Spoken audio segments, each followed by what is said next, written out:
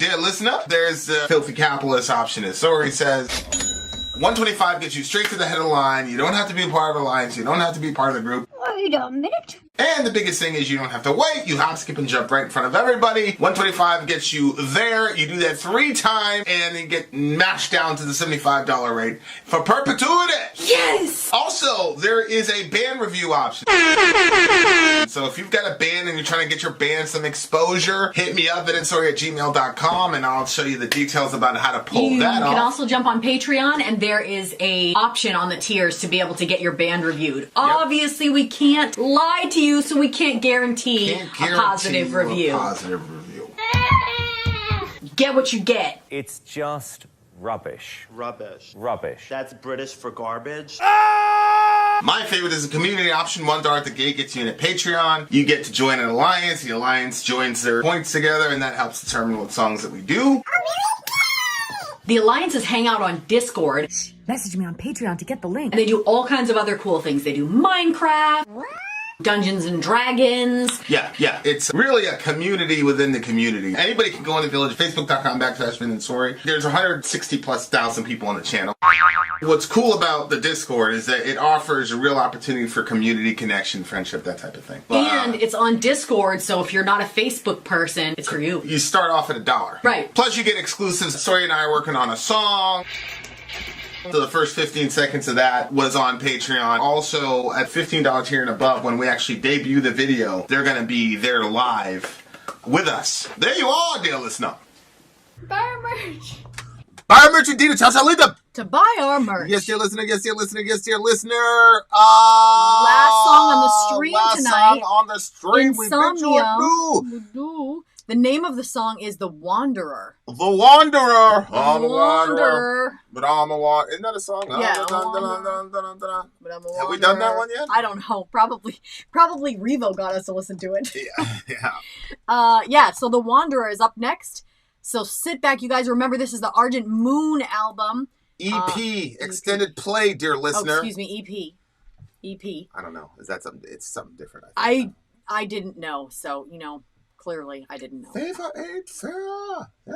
Edit image. I'm gonna put up a thumbnail for us as well. Really? Yeah. This thing is saying we got 30 people on Twitter and Okay. 24 people on the Vin and Sori thing. Okay. That's pretty good. Okay. Alrighty, let's All right, guys, check it here out. we go. We've got another one coming for you guys. This is Insomnium. The name of this one, though, is The Wanderer. The Wanderer. The Wanderer. It's shorter than an album, and it's extended play, but it's shorter than an album. The Wanderer. Here we go. That's probably going to be our first thing. Is an EP as well. Oh yeah. Yeah, we did like 4 or 5 songs. Yeah. Hopefully, our producer's still in the thingamajiggy. Mm-hmm. Talk to the people while I get this last. All one right, you done. guys. Random, ask me anything. So go ahead, ask me anything. I'm in a talkative mood. Yeah, she's in a talkative mood, everyone. Looks like people like it when you talk. All right, here we go. Oh, really? It was Nice. just a lie. It was just a lie. We have the songs right here. Okay.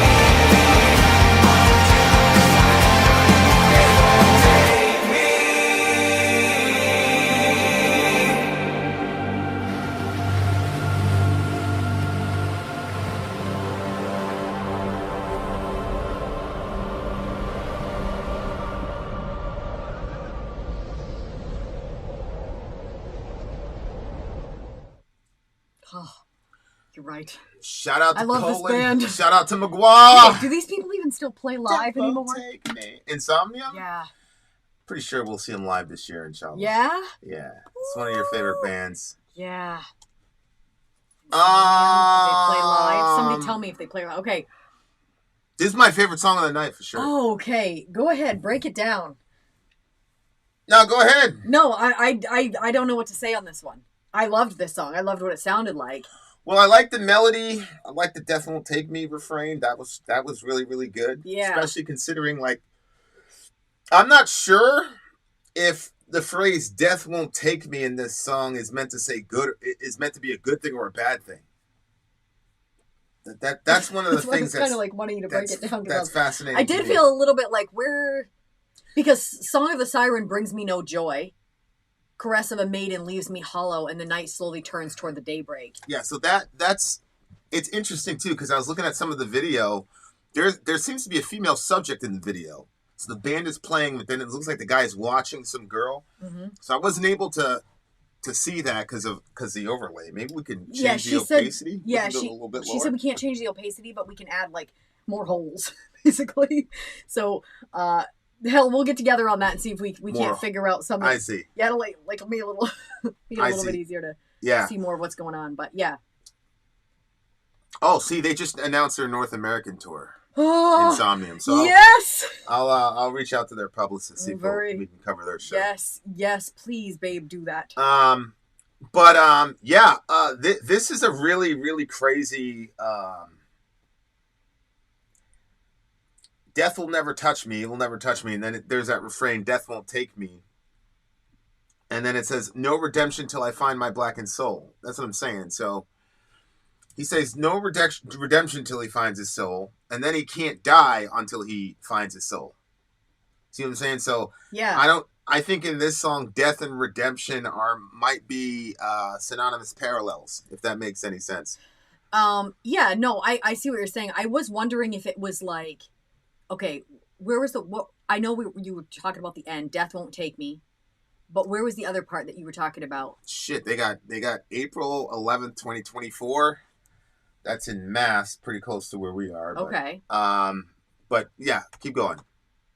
Well, it sounded like at the beginning, it sounded like he was coming to the realization that, like, first of all, it sounded like he said the song of sorrow brings me no joy, but the lyrics here said the sound of siren. The siren song, and they're still doing the naval thing, right? So the siren is the voice of the the mermaid, and then like you crash your ship and you die. Yeah. Cares of a maiden leave me hollow. So whether it's a siren, which I would assume would be just a groupie type girl, or a maiden who's more of like a homebound traditional girl, either way, the relationship thing isn't working for him, is what it looks like to me. The night slowly turns toward the daybreak. Like he's not happy with either one type of girl. And then he talks about this crown on my forehead feels like a bird. This honestly, babe, reminded me of you. Like at that, when we were. Sorry. that mute didn't really work very good, but I got half of it. Okay, so the crown on my forehead feels like a bird, and these golden pendants now weigh down my neck, and the wine in my mouth will taste like ashes. Well, not the wine in my mouth part, but those first two ones, because people used to misunderstand like your status and think that you had like this superior position, and they had no idea like how heavy the burden was that you were carrying. Oh yeah, the people that were jealous of right. So they'd be like, look at that crown he has, but it was a burden, and look at the pendants, but they're weighing down your neck. You know what I mean? Like that. Yeah. And then, but then when he says, and the wine in my mouth will taste like ashes, that to me was like the same as saying like the caresses of the maiden, like. Thank you, Jalka. The relationships, I was taking those as, because there was a siren and there was the maiden, and neither one of them to me communicated like a marriage relationship. So it to me seemed like sex that was just, here for a night and then it's daybreak, toward the daybreak. So those type of relationships, as well as the wine, like everything was not really, nothing was satisfying him, and nothing was really Like he was recognizing, and I think that that's a gift to be able to recognize the emptiness of a thing that is empty in and of itself. Like, I agree with that. And I told, like I brought this up like 3 times, but it's because it's really like in my head right now is like, when you can recognize good as good, then you're in a whole nother place. But when you're in a place where even the good things that are around you, you can't even like experience those things or recognize them as good. Like, I don't know, like it's a lot. It's a very dark place when you can't even see good as good. But then he said, and still I roam with broken knees, I wander, and still I roam till the end of days. So it seems he was talking about crawling in the previous, wasn't it in the previous song? He's talking about crawling. So 2 songs ago, I think. Yeah. So he's like roaming around, like, again, this to me is like he's searching for something, because he's got the band, he's got the, you know what I mean? He's got the girls, but he's still searching for something. And then he said, I sold my poor soul to unfold the secrets. I lost my poor soul to possess the riches. And I still crave for more and more to satisfy my hunger. And I think that we can all do this. That's the thing. Like, I don't think it's just for rock stars. I think all of us in all of our lives, whether, you're in a great relationship or you're in a whatever, it doesn't matter. Like, if you're pursuing stuff, and like he said, I sold my soul to unfold the secrets. That reminded me of like Adam and Eve in the garden. Like, they sold everything because they wanted that secret knowledge. And when they got that secret knowledge, it made a separation between them and God. And then that made it so, and maybe this, I don't know if you would agree with this, but it's kind of cool that after that, like, okay, when sin entered the world, so did pain, so did brokenness, so did all that stuff. But at the same time, when that stuff came in, God made it so that way, if you're pursuing him, he's on the back end of that pain to bring you something that is greater, that you wouldn't know if it wasn't because of that pain, which we kind of talked about a couple songs ago. Yeah, there's some biblical allusions in this song, though. Yeah. He says, I'm doomed to wander the earth, cursed to rope these lands until the sun is slain. That sounds like Cain. Where his punishment is that he's doomed to be a wanderer. Yeah. Can I take this charger? What's wrong with yours? It keeps going off, and I'm afraid I'm going to lose it because I'm at 10%. You're getting charged. I'm at 10%. I'm good. Yeah, it seems like there's like a combination here of like the curse of the vampire combined with, the curse of Cain. And you go down here, I hear the pale rider scoffing at my throes. For death will never touch me, no redemption till I find my blackened soul. So the pale rider in the black, because there's 4 horsemen, and the pale rider is death. Okay, that's what I was wondering. Right? And so the pale rider and the 4 horsemen is death, and he's seeing it, but the pale rider's laughing at him. And you see where it says scoffing at my throes? Yeah. Usually when somebody's dying and they're doing the coughing or whatever, they'll call that the death throes. Oh. Like you're in the throes of death. Yeah. But the pale horse is mocking him because he's not going to take him. Because his soul, in this guy's universe, his soul is not ready to die yet. Because he can't die until he finds his blackened soul. So I hear the pale rider scoffing at my throes, for death will never touch me, no redemption till I find my blackened soul. And then he repeats. So that's the idea, is that he's kind of like, this is a really interesting take. Like he's doomed to have to live until he finds himself, and then when he finds himself, then he's able to die. Which is kind of ironic and counterintuitive. Like the moment you find yourself, instead of being able to say, "Oh, this is who I am," blah blah blah. Like the minute you find yourself, then you die. Like what the hell? And I remember being a kid and thinking to myself, I'd hear everybody, "Oh, I'm going to find myself. I want to know who I am as a person." I always think to myself, "What the hell does that mean? Yeah, I know. What do you mean, like find? What do you mean figure out who you are as a person? Like what does that mean?" And every time I'd ask people, like there was like, "Well, and I'm like, "No, I don't." That's what I'm like. It was a genuine question at the time. Yep. Because I don't even know, like, how can you even be a specific self? Like it's kind of like the whole Theseus's boat type of thing. Like it starts out this way, but then, you had to do all these replacements of the material So how is it the same boat if you've like reconstituted all the material? How is it the same boat? Mm-hmm. It's kind of like, well, if a person says that they found themselves, then to me, I'm interpreting that as that means there's a pause button, not in your growth, development, progression, evolution, whatever you want to call it. If you found yourself and you go, okay, this is who I am, it's almost inconceivable to me that who I am today is going to be the same person I am 10 years from now. Like how? Mm-hmm. There will be 10 more years of world history. Mm-hmm. There will be, other horrible tragedies, other new inventions that change the way that we look at things, like the way that we relate to each other. So like, how can you know who you are and what you are? Yeah. Especially at this age, you're so young. Like, yeah. You know what I'm saying? Like, that's always been a weird thing to me. So like, I've always been a big thing on self-knowledge. I think self-knowledge is important. But I think what I've understood about myself is that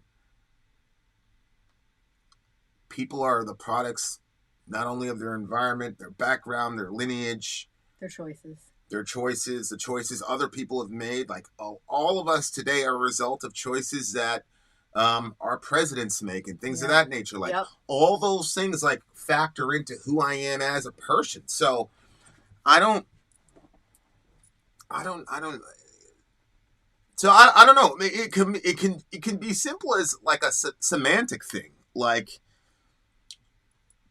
just change. I found myself to I currently know myself, right? Like if you say it that way, then, you've got room for growth and change and evolution and things like that.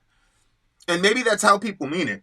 But when I always used to like, Sharif was always like that. He was a big, like, find myself, who I am, figuring it out. Takara was like that too. Like, I'm trying to find out who I am, blah, blah, blah. And it was always just like, yeah, but like, what does that mean? And to this day, I've never really heard anybody say what that actually means. But for this guy, it's so important to him that he can't die until that's happened. Until I find my poor soul, death won't take me. I don't know. That's a really interesting take. This band is they should be really huge, I think, because I've never heard a bad song from this band yet. Have you? I think you're right. I don't think I ever have either. When I say bad song, like even like a substandard song, like Well, but when I Ben haven't really started found like this, an Look, he said, "Oh shit, where'd it go? Here we go. Look, although not from a very popular era of Insomnium, this is not from a popular era of theirs." Oh wow! So, but he said he really likes it. But we got to work on getting an interview with these guys. Yeah. Let's go. Put on the big kaboo. We're going to get an interview with Insomnium, inshallah. Yeah, okay, so one thing, when he said, until I find my poor soul, death won't take me, there was like one side of it that I thought was like, okay, like, it's this like sort of hope, like, well, no, that it's like, okay, I'm not going to be able to go anywhere until I, like Groundhog's Day sort of situation. Like, until you find your soul, you're stuck here. But then there was the other side of it where it was almost like a hope. Like, until I find my soul, like, hopefully death won't take me before I can find myself. Because I think that if you're in that sort of question mark point where you're like, where am I? Who am I? Like, maybe it's like you said, maybe it's like knowing yourself as opposed to finding yourself. Mm-hmm.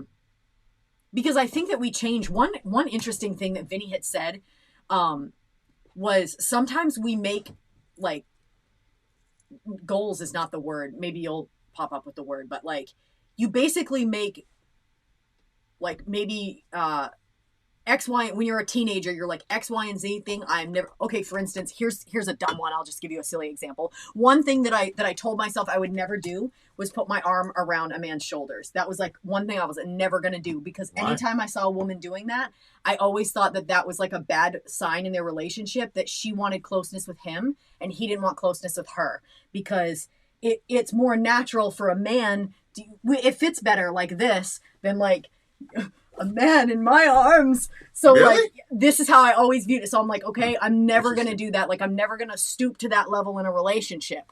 Well, sure enough, there's plenty of times where I put my arm around you. Stoop? Yeah, that's how I felt about it. Honestly, that's how I felt about it. And I thought to myself, before I put my arm around your shoulders or your chair or whatever, I would think to myself, well, it is true what I thought. I want the closeness right now. If you wanted it, your arm would be around me. So if That's not true. Oh, really? It's not true. That depends on how people interpret closeness. I've had... Oh, I mean physical touch. But still, that doesn't necessarily translate as closeness like me and you closeness. That's shit that I did with my friends all through, high school and shit. Mm-hmm. And it's interesting because I never had a girl like that. I was always up with my boys like that. So that energy, like that kind of like, that was always with my boys. I never had that with my girl, with a girl. My girls, like I was just running around with 15 girls at the same time. But like, yeah. So like for me, and it's crazy too because it translates really well in the Middle East. Because in the Middle East, like dudes will like walk hand in hand. And, so it worked that way. And there really was it because of like the distinction in Islam between men and women about how separate they have to be. Yeah. But the fact that they're an extremely emotional religion. Arabic is an extremely emotional language. And those people are extremely emotional people. And that's why, like, when you go to address somebody, you use the term, oh, John, oh, this. So that, Ya Rasulullah, Ya Aisha, da, da, da. It's even just a normal conversation. Saying, Ya Rasulullah. You know what I'm saying? Yeah. Like, that Ya. It does have a different feel to it. It means, oh. So it's like, oh, like John, come feeling. here. Yeah. So they're a very emotional people. But then you have this distinction between genders. So you end up with a lot of physical expressions, male on male, and female on female, physical expressions of love and things like that that are not gendered in that world. It's like they're not gendered in the way that they're gendered here because of the distinction between men and women. And so women and women hold hands together, men and men like go arm in arm and things like that, and hugs, kiss. I mean, the hug kiss thing is you're just in the but no, I don't know. Well, you're just in the Middle East or whatever. So, whatever, certain places like that. So there's not really a lot of affection with that. But yeah, like there was a thing, like especially in certain areas, like if a guy was like you walk like this, it was one thing, but if he was hand in hand, like that means he really loved you and he really like you. It everybody knew he was your wali, like he was gonna, he was your visa basically. If it was a hand holding in certain villages and stuff like that. So, like as in the person's going to like, you're not going to touch him. Like, I know this guy's an American, but he's my, but you're not, he's under my protection almost like. Yeah. So it's like, so it's interesting that then you hear, and then like for you, it's this thing, what'd you say? It was stoop. I said stoop to that level. Yeah. You had to humble yourself and put your arm around me. So, like, So yeah, to me it's just weird. I'm like, oh, okay. To me it was like, okay, this is like my boys. All this, right, here we go. It's like a public declaration that the relationship, she wants more from it than he's actually willing to give. That was just what I had come up with as a teenager. And then I started noticing like, so of course in my past relationships, I never did that. Like never ever put my arm around the guy. Never once. Never once. And then I found in our relationship that there were times that I just wanted like more closeness with you. And so I would be like, well, you know what? I'll put my arm on the back of his chair. And it was after, but I only did that after you said, like, sometimes we have to let go of, like, it wasn't goals, but, like, not pronouncements. What's the word? But basically, like, you set these things that you're like, I'm never gonna X, Y, and Z thing, and you make that declaration to yourself, and it becomes something. And so to do anything other that means too much. And so then you won't do certain things that you actually want to do. So, like, my 16-year-old version of myself would judge me for this. But like, my 39-year-old version of myself wants that closeness with you. So I'll be like, you know what? I'm just going to do it. So like things like that, like that was like a small example of stuff like that. But that whole like knowing yourself, and realizing that there are things like that you've set up in your life and you maybe made so big that you're a different person now. So know yourself. Know that you don't have to be the person that you were in the past. Like, instead of the discovering yourself, like you're trying to find yourself, like find yourself almost sounds like I lost myself back then and I'm trying to go back there and find myself. But I like the way that you said, like, knowing yourself, because That would be like knowing yourself, to just say, okay, I'm not that person anymore, and I do have a different mindset. Self-knowledge. And I don't have to stay in that spot. It gives room for evolution. Right. It gives room for you to be able to evolve, but maintain your identity simultaneously. Yeah. Which I think that, again, I'm at the foothills of, like, literally, like, in my mind, I'm like, I have like 5 YouTube channels in my mind. Like, oh, but I don't know what I'm going to do with it. But like, I'm at the foothills of Hegel, and probably that'll be the rest of my life. Hegel? Yeah, he's a philosopher, and his big thing is basically the Trinity, unity, and diversity is like the key for everything. And like, he inspired pretty much every. Would I like his stuff? Schopenhauer, who we were listening to, the intention guy. Yeah. Like, he branched out from the Hegelian dialectic, blah blah blah. But the point is, it's like, if you can, everybody's trying to find some way to deal with unity and diversity and how that works in simultaneity, right? It's happening at the same time. And so, like, if you say knowing yourself, that gives you the opportunity for unity in the sense of yourself, you're a singular operator. But knowledge of yourself means that you understand all the constituent parts of your being, your mind, your body, blah, blah, blah, blah. And that's where the diversity comes in. So it's a way of trying to find a way to systematize and harmonize the unity of like a singular identity with the diversity of, well, you've got extenuating factors. You live in a country, you speak a language think about that. When you have self-talk, you're speaking in English. Right. That affects things. Like, so these are all like different, like variegated aspects of our being that we're trying to harmonize. And when you harmonize all those aspects of a person's being together, that's what we call an identity. So if you say, okay, I have an ever evolving, the diverse parts of me are always going to evolve, are always going to change. But the harmonization of those things that makes me is what stays the exact same. And that sounds like that's a good way mathematically. So I say, okay, nothing is violating non-contradiction here, but just go back and replay that, and then look at your life and see how simple that sounds. Like it's an endeavor that you're going to have to do for the rest of your life. Yeah.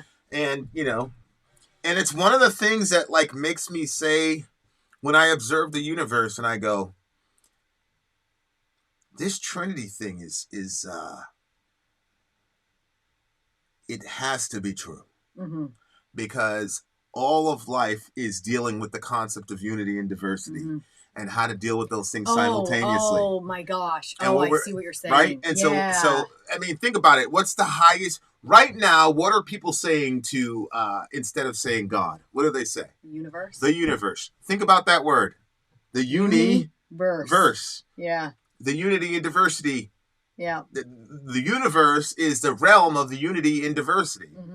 And the Hegelian idea is, and that is just a big metaphor for the ultimate being, which is God. So if you had like orders of being, you would have to have the universe as something like the only thing that is beneath God, in a sense, right? And so that thing is called itself the universe. Okay, so that's a clue to the fact that ultimate reality is unity and diversity. Yeah. And if that's the case, then the Trinity is the only logical sort of understanding of, because what you're saying is God, ultimate reality itself is a harmonization of unity and diversity. Yeah. Right? And that's why when he creates a universe. He can't create other than that. Wow, that's cool. And he doesn't have the ability to think outside of those parameters as because that's who he is and he's ultimate reality. Yeah. So everything outside of him is going to be an analogy of him or them. And so because of that, you have universe. We have unity and diversity. Unity and diversity. And then the highest, what do we call the highest forms of education? University. You go to university. I was wondering that just a second ago. Right? So like, you know, what do you think about what a champion is? What is a champion? A champion is somebody is in a diverse pool of people and then he emerges as the one, right? Who's better than everybody else. It's again, unity and diversity. And so, interesting. So the song is really if you can get self-knowledge, then you can maintain your identity as you're traveling through all the diversity of who you are as a person and who the other people are and how those other people affect you. You can still maintain your singular identity while you're allowing yourself to be evolved by the internal and external factors that, surround you. So there you go. You know what I think I kept trying to do these past 5 years? It's kind of sound weird, but I kept trying to identify myself outside of Christ because I felt like that was all my identity. And that all my identity was all like the college that I went to, the church that I was a part of, all that stuff. Right. So I felt like I couldn't separate who I am with Christ from those other things.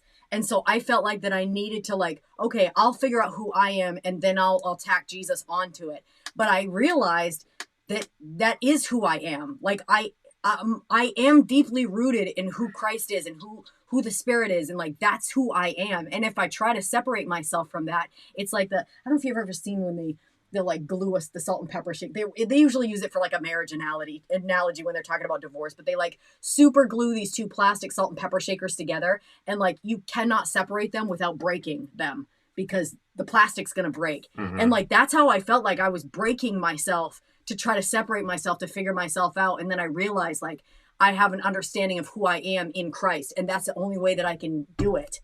Because that's the only identity I've ever known. Yeah. And I don't think everybody's like that. I think that some people, they come into a relationship with God later in their life, so they were kind of free floaters. And as far as that ship thing that you were talking about, what was the name of that ship thing where you keep changing the planks? Theseus's boat or Do you whatever. think that gets answered with intentionality? If the intention is to have that boat, then that's my ultimate answer for Theseus's boat, the Theseus's boat puzzle is intentionality. Okay. Because the collection of planks and wood or whatever is because I made them with the exact same intention as the original boat. Yeah. That's why it's the same boat. Right. So my intention for the boat is what makes that boat the same boat, regardless of the material that you're putting on it, which has serious ramifications. Serious ramifications for a lot of things. The Bible translations and okay. religions that are. I initially used cedar wood. Okay, for the planks of the boat, and then halfway through we ran into a birch thing, and so now we're using birch in the boat instead of cedar. So now I have changed at some level the material, but I'm calling it the same boat. Mm-hmm. Well, if I was on certain teams, I would use that. I'll tell you later, but.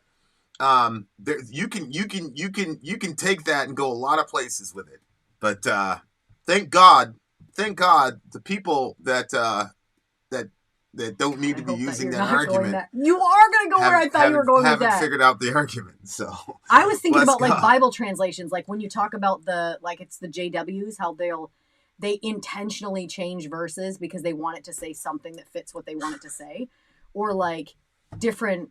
What is salt is heavier? Just blow the pepper away. Blow the pepper away when it breaks and falls down.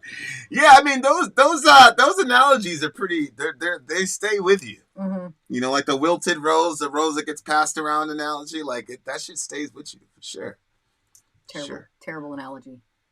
I mean, it's a terrible. It's very unhealthy for the minds of young women, in my opinion.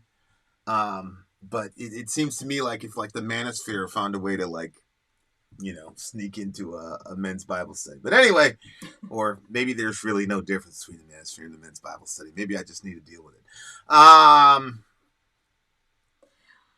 Okay, my word, it's another 9.8. I don't even know. This is my favorite song. I'm giving the whole night a 10. I am determined in the next 2 weeks to get an interview with these people. Yes. I got to get them for you. I'm just doing it for you. I would be very happy, babe. Let's go, everybody. Let's get that Insomnium view. Yeah! Give me a concert. I want to be to a concert. 9.8.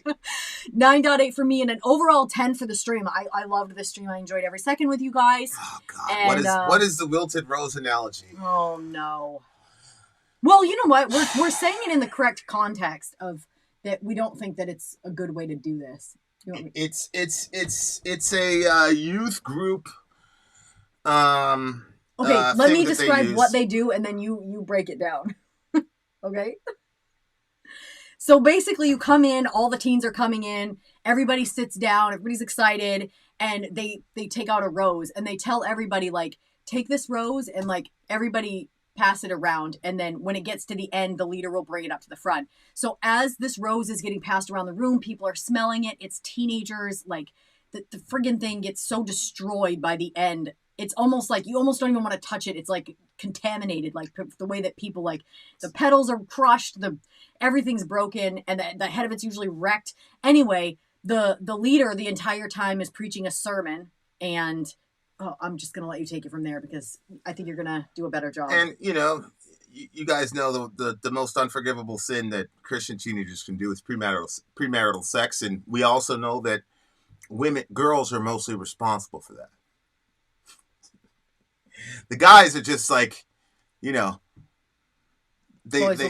mistakenly fell into an erection and ended up inside of the girl. I don't know how that happened, but I don't know how that works, but generally it's the girl's fault somehow. But so anyway, he's teaching this sermon on sexual abuse. This is the way it's supposed to go. I've never been in this situation because I've never done the youth group thing, and it's probably for the best.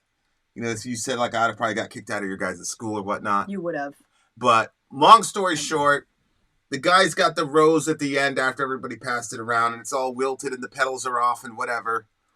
And then he goes, sometimes there's a side-by-side. So you still have the one perfect rose that didn't get passed around, and then the one that like went everywhere. And so it's like, who wants this? Like, look, it's all used up, it's wilted or whatever. Wouldn't you want the rose that wasn't passed around by anybody? And then it's like, girls, keep your legs closed, because by the time you get married, you're going to be a rose with no petals or whatever. You're going to be nasty, and nobody's going to want you. Basically, is what they're trying to. And so it's like, and of course, there's one guy that really shut that whole thing down, Matt Chandler. I don't know if you saw it, but he talked about how he had just became a Christian, and there was this girl, and she was like 2 months pregnant or whatever, and they brought her to hey, come on, because he just became a Christian. So he's like, let's go. And so this girl's 2 months pregnant, obviously not married, and here's this analogy, and she's there, and there's the pastor going like, who wants this? Right. And then Chandler said, Jesus wants the rose. You fucking idiot. Yeah. Jesus wants the rose. Yep. Like, and honestly, that really, at least in the reform world, that shut that bullshit down like immediately. It was such a powerful moment. That was at the height of the Young Restless Reformed, and that was with Piper. He was doing it at a Piper conference, and he yelled it. I mean, he was angry. He said, "Jesus wants a rose." And, That's great. That's good. But yeah, it's just these really destructive mindsets that kids have. That kids have because they're misogynist. Pastors or whatever, and it's just hard to conceive of like somebody sitting down and thinking this will be Christ-like. Well, this will be positive. I think sometimes that they're trying to come with ways that are going to protect the kids. So you're trying to come with analogies that's going to help them understand, and so they're coming up with those. Protect them from what? Protect them from the STDs that could come, it is true that a girl that saves her sexuality for her first marriage, like that's going to make an easier situation for her. Life is going to be a little bit easier. The more situations that she has behind her, the more you can get STDs from that. There's also your heart is connected to some other people. Like there are different things that are part of it. I do think that they make such a big deal out of it that it feels like, and when you put that in the same box as like these people usually participate in rape culture, it makes it more like, what is going on over here? I'm not STD thing, sure. Pregnancy thing, sure.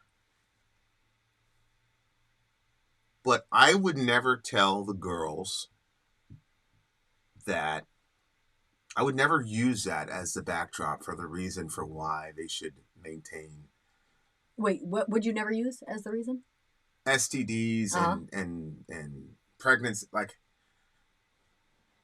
because here's the problem. Here's what happens when you're taught that your entire life, but you're also the person that people with problems to come and talk to you in the background about. Because when you talk about that STD thing, yeah, what happens if the husband cheats on the wife and gives her an STD? Mhm. So now she comes to you. I've had these conversations. Right. I did everything I was supposed to do. Yeah. You guys said that, you know, girls who sleep around or whatever get STDs, and you know how boys think about that. This dude just cheated on me. Now I got an STD. Now I'm one of these people. Now what do you have? Mm-hmm. Mm-hmm. And then talking about pregnancy is a terrible byproduct of premarital sex is a beeline to the abortion clinic. And can you blame the girl? 16 years old. All the authority figures in her life are telling her, hey, having a kid is like one of the worst things ever, blah, blah, blah, blah, blah. Yeah. If a girl is pregnant in church and not married, she's walking around ashamed. The church kind of like, you're lucky if you're tolerated in the church if you're pregnant. Yeah.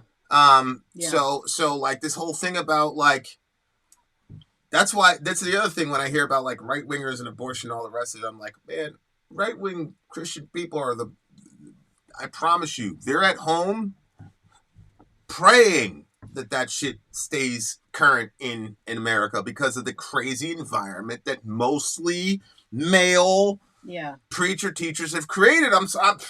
Sometimes all I'm saying is that I was the guy for whatever reason in that point in time where all the horrible shit that, you know, the Christian face and all the rest of it, like that people put out there, like they have to, right? But then they come to me and that's like, this is happening, this is happening, this is happening, this is happening. All this simplistic, like, oh, save yourself for marriage because, like, I would say save yourself for marriage because it's the best shot you have of having sexuality in the way that God intended it and the way that every human being ultimately wants it. It's the closest thing you're going to get to Eden in a sinful world. If you and the other guy, that's your guys' goal. But this whole, like, keep your legs closed because you don't want to get STDs. And you know how guys think about STDs. You're going to be nasty and rotten and horrible. It's not taking into all the counterfactuals that can happen in the life of a woman. Yeah. I agree. And I mean, really, the whole STD thing, the only time Christians talk about STDs is this condemnatory blah, blah, blah, blah. And, you know, I've had, you know, I'm not Rabbi Shmuley by any means, but, you know, my boys are 15, 16, 17 years old. We have pretty blatant conversations and, you know, they bring up STDs and I say, if you love the girl and you're going to marry her and you're going to dedicate your life to her, that cannot be, in my view, that should not be a deal breaker. It shouldn't. And it doesn't mean she's nasty. It doesn't mean there's a deficiency in her. I know people that have slept with, you know, 50 and 60 and nothing. And I also know people slept with somebody once and got pregnant. Like, that's how sex works. That's how the real world works. But Christians are educated to fear sex, look at sex as terrible, look at all these, you know, whatever. And then all the culpability gets put on the girl. And then the girl is looked upon as nasty or whatever. But if the guy does the same thing, well, he slipped up and you know how boys are and blah, blah, blah. Everybody knows that story. All I'm saying is like that hearing those stories and seeing the people in those situations and being like, I never told anybody any of that dumb shit, but that was just because my youth group years were out in the street. I was in the streets, you know, during the youth group time. So I never experienced any of that stuff. I experienced how people handle sexuality when they're young and they don't have any, you know, and of course, like, that shit happened. Of course, I took my friends to clinics. I had pregnancy scouts terrified and, you know, multiple times terrified with, you know, like, that's how it really is. You know what I'm saying? And so like that whole world like is crazy to me. There's so much work that has to be done, like particularly with the STD thing. I like Christian men, like we should talk about it. It should be out in the open. And it obviously at some level shame works to control society, like to a certain degree. But my thing is those things are inherent. Like, I don't need to do a Bible study with anybody about why you should not walk outside buck naked. Like people just generally do that. I don't need to do a Bible study with the kids about why you need to close the door when you go to the bathroom. I do need to tell that to the 3-year-old, but not our teenagers, right? So like they already have a concept of shame and whatever. I'm not going to add extra shame to an act that's designed to perpetuate the species.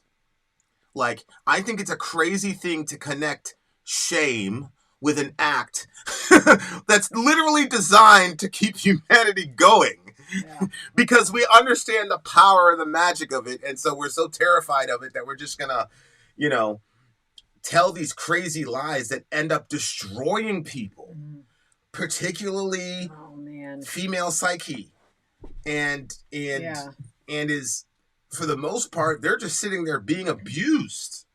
For the most part, I think that that's abuse. To create a culture like that. To be honest with you, there's only 2 ways that people were going to experience that conversation. So for the people that hadn't, came up in a certain way that they weren't out on the streets doing X, Y, and Z thing, like those people felt like, oh, I'm the cream of the crop here. And it gave them a way to be better than the other people. And then the other girls that had already done that, they were just mad quiet when that stuff would happen. Mm-hmm. So it's like all around, like it wasn't a good environment to create. Yeah, that's... Yeah, as I'm saying, so like one of the boys is like, "Fuck out of here, hell no."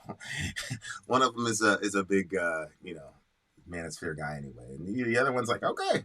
I'm like, don't look for the girls with gonorrhea. Like you don't need to like do that as like a missionary endeavor because I got a boy that would do that. Yeah, he's so extreme. He's such a sweet kid. But yeah.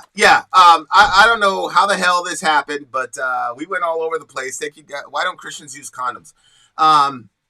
Christians do use condoms. Yeah. A lot, even married ones. They do.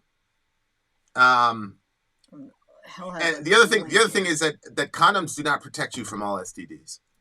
Like gonorrhea, condoms don't protect you from gonorrhea. There's about 7 or 8 of them really nasty ones that the condom won't help you with.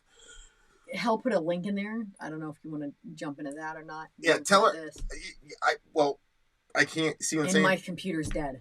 Can't get it, so I'll go on the file. Okay, like we went really long on this review. 9.8. What did you give it? Oh, I already gave everything a 9.8. We ended a long time ago. Oh, we did? Just went into another subject. Okay, yeah. All right. We went to another subject. Yeah, I mean, look, obvious,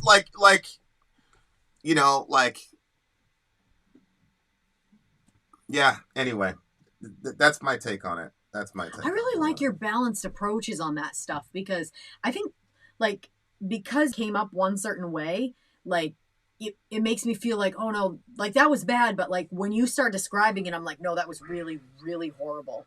And then when I look back in my mind's eye, there are specific girls that I know were doing shit. And I'm like, she was so quiet when that was happening. Oh my God, what was she experiencing when that was happening? Mm-hmm. And what were the other people in the room thinking because she was the flower? And again, but unless anybody knows me, I didn't really, really start caring about this shit until I had daughters and until I started seeing some fluky church shit happen with her. Mm-hmm. And that's when, so it's not Venice, I'm feminine. No, I'm not. I'm not at all. I'm a selfish person who, because there are people that I care about that are now in this situation. Yeah. Now I'm like, wait a second. Hold on a second. Yeah. I mean, but it's the same as me. I realized I just don't want people thinking I'm better about these issues than I am, because I didn't realize how much racism was just deeply ingrained. And I went by the missing board in Walmart with all the kids, and I remember thinking, whenever I would look at that board, it was too overwhelming to see all of those kids. So I would only pick the white faces out, and I wouldn't even look at the brown ones that were missing. So I'm like, that's just something that was just happening without me even realizing. Now, obviously, I'm mixed kids, all that. I'm looking at all the faces, Mm-hmm. But yeah, I think that's why it's important for us to be around other people, because it changes your perspective on things, and you begin to see things from other people's point of view, especially if you love and care about those people. So yeah. That's pretty much all it is. Yeah. Pretty much, yeah. Anyway, guys, this stream was unplanned, Ben reached out. He was like, "Hey, you want to do a stream tonight how or tomorrow night?" How did he get to you? Do you have your number? No. He sent an email, but I check my email like periodically, so I just jumped in the email just to see like if there was anything in there, and then I saw Ben's message. I'm like, okay, Ben wants a stream, and he said either tonight or tomorrow night. But I have plans tomorrow night, so here we are. It was good. What's today? Today's Tuesday. Okay. I didn't know you had plans. Well, I'll tell you later. Okay. My ex-husband's wife was in a cult. My ex-husband's wife was in a cult. She's an atheist now, so she won't talk about it, but I wonder if she was taught these things. Yeah, I mean, show her the video. I'm sure she'll be familiar with it. You know, these are my people. They're always going to be my people, but it's very hard for me not to think of American evangelicalism as a giant cult. And I think there's a difference between, obviously, Christianity, churches, and Jesus. I think all those three things are different. Mm-hmm. But I don't know, man. I don't know. I obviously American evangelicalism is too big to be looked upon as a cult. I think there's some sort of like cognitive dissonance. If a cult is too big, we just say, okay, it's not really a cult anymore because there's too many people. And I get it because cultures are determined by cults. Mm-hmm. And when your cult becomes big enough, and none of us really knows what the number is, but when your cult becomes big enough, it becomes a culture instead of a cult. And if I say this is cultic, it doesn't mean that I think that they don't carry truths. I think America is cultic to a degree. Definitely in the most extreme sense of the term cult, the folks who are planning and conspiring to overthrow the Brits were at some level of political cult. I don't take the term cult to be a completely negative connotation, but I do think the mind control aspect is there in modern American evangelicalism. People are very surprised at how much actual diversity you're actually allowed in the Christian faith if you just stick to the Bible. Mm-hmm. There's a hell of a lot of variance that's allowed. And so that's one of the things that's really interesting to me. Like, you've got this one way of looking at things, one way of reading the Bible, one way of doing church, one way of praying, one way of everything, and everybody's going along with one way of voting. It's, I don't know. And then again, I'm not trying to diss my people. Like, they're my people and I'm with them. And I think the world is better, obviously, that evangelicals are in it than not. I'm just saying, like, just like the Thusis' boat thing, is the intention of what was created. Yeah. Are we in that same vessel? Yeah. You know what I'm saying? Like, and I think that's a deep question. Mm-hmm. I'm going to look at this video that, you guys, we're out of here, but I'm going to look at this video because I just want to check it out. Did you download it? No, because I talked to the people. Let me see. I have no, nothing. Do you think I can take your charger yet? Hell, can you Facebook message me the vid, and then I'll take the link and put it up. We can watch it. I think she sent it. Okay, there it is. All right. Hey, I just read the title. That's not something that you want us to watch online, right? Like, you want her to watch it and then you want her to comment to you personally, or do you want us to watch it like live?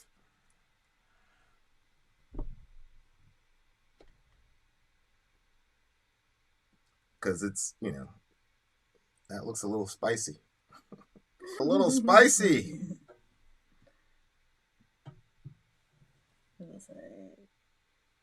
Oh, I do. I love it. No, online is okay. Vinny usually has clothes that fit him very well. This one's a little baggy. I love it when he wears baggy clothes.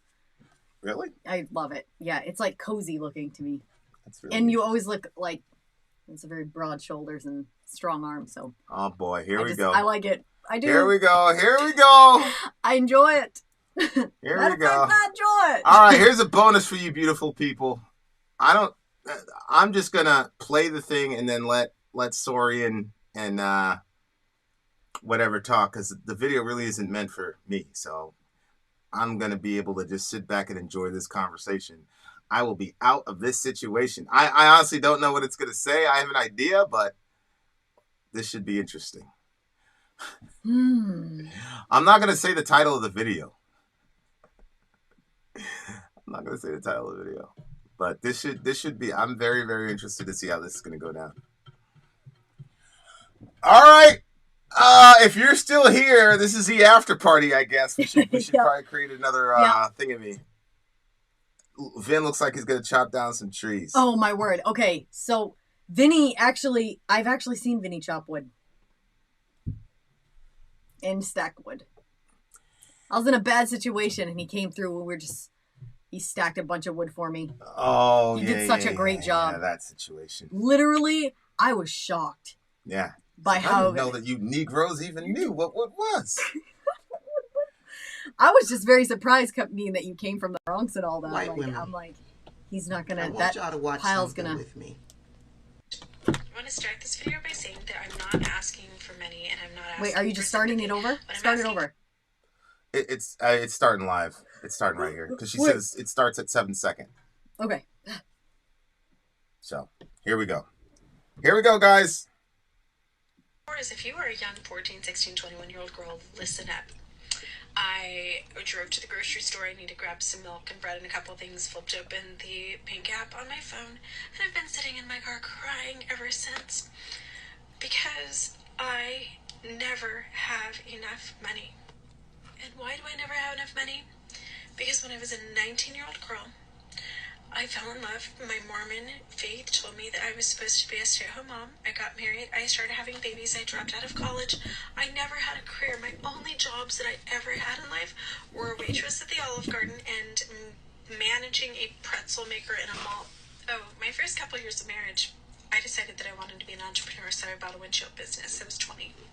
And my Mormon stake president reminded me that women weren't supposed to work, so I quit my own business, handed it over to my husband, took my name off of it. I would work our family business throughout the next 24 years of my marriage, but I never got paid.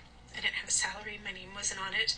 I literally worked for room and board. That's it. I would eventually also launch a custom home building company with my uncle as the architect and my friends as the builder, my designs, my realtor, but again, because my husband was the man, his name was on all of the projects, his name was on the business. I remember one of the last custom homes that I built, we sold it and made about a $260,000 profit. That money all went into his bank account. I didn't even have a bank account. I should have said that in the beginning. I never had a bank account. He would give me little envelopes of cash to go grocery shopping with. Anyway, that house sells, the money goes in the bank. I just asked if I could buy myself a piano with the money. I had worked on building that house for 2 years. All of the money went into his bank account. Nothing was under my name. I got a piano, and I got a free house to live in, and I got groceries. So I found myself divorced at age 44 just 5 years ago, and within just a few months, I was living in my car while he made about $250,000. He would eventually quit that job so that he wouldn't have to pay alimony and child support. He's only paid alimony one time ever in the 5 years since we've been divorced. Once ever. Right after my divorce, I remember being really confident about my ability to get a job, so I put together a resume. I remember one of the first interviews that I had, this management position for a windshield company, similar to the one that we had run. And the man actually laughing as he was interviewing me, like he was really sympathetic. He wasn't being a douchebag, but he was laughing. And he's like, so let me get this straight. You helped manage your family windshield business with your husband, but you were mostly a stay-at-home mom, and all you did was like the marketing and the hiring, firing, and some of the strategy for the business. But it became really apparent that I needed so many more skills to have any type of management job. I couldn't even work the basic computers. He told me in the interview, please don't apply for any more jobs like this. You are not qualified at all. You're not capable of doing this unless you go back to school and get your degree or get some different experience. And so I ended up, my first job after my divorce was $11 an hour for hours a day working as an assistant to a school teacher in an elementary school. I made $44 a day. For 24 years, I lived in million-dollar homes. I vacationed all over the world. I spent my summers in Hawaii. I could buy myself $500 jeans, diamond tennis bracelets. We had boats and RVs and whatever I wanted. And it never bothered me once that my financial security was dependent on that man being in love with me. I never realized that him liking me or not liking me or finding me sexy or attractive or interesting determined whether or not my children could eat, whether or not I could buy myself a fucking jug of milk and a loaf of bread. So I had my 5th surgery in 2 years, 2 weeks ago, and I'm supposed to be in bed resting, and I can't because I've worked 7 days a week since my divorce 5 years ago, which is why I'm covered in paint and looking like crap. We actually have a 4-day weekend here in Tucson, and since my partner isn't working, he's working on furniture flip partner projects with me. I have no retirement. I have no savings, no education, no resume. I was almost a straight A student throughout all of my education. I went to college at age 17. I had dreams for my future. I'm working so hard to get myself out of just perpetual side hustle hell. There's not a day that goes by that I don't wonder why. Why I didn't have a fucking backup plan.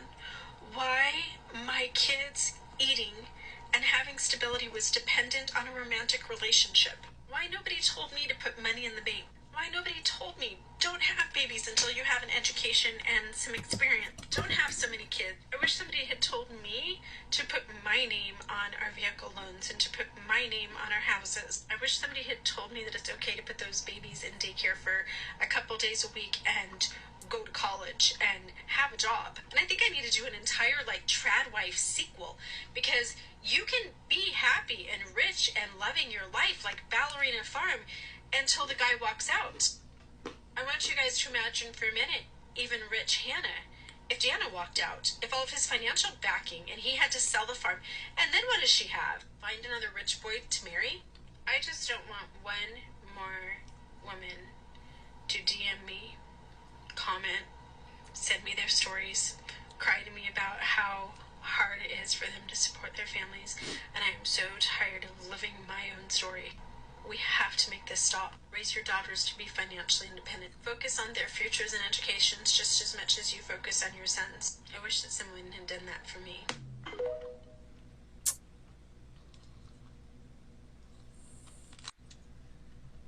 And that, my friends, my fellow white women,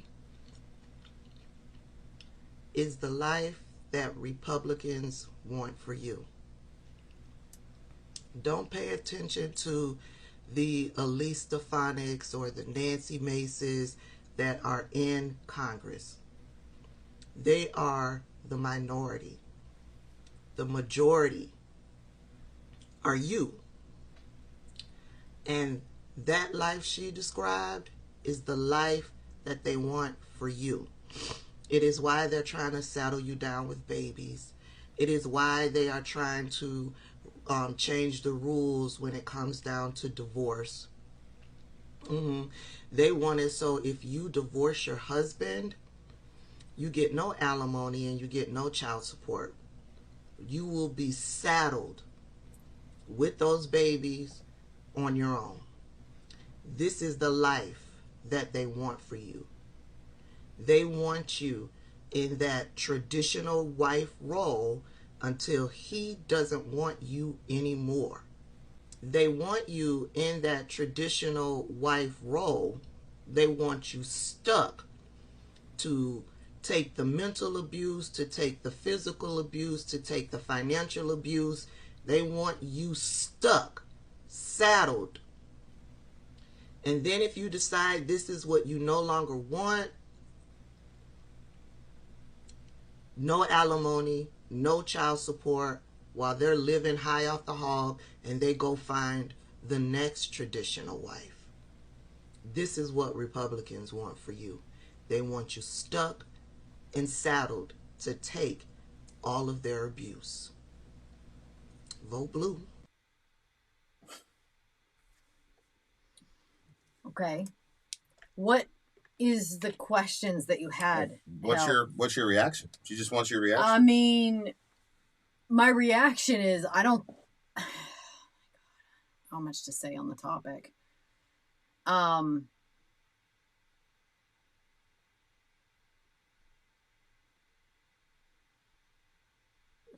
Go for it.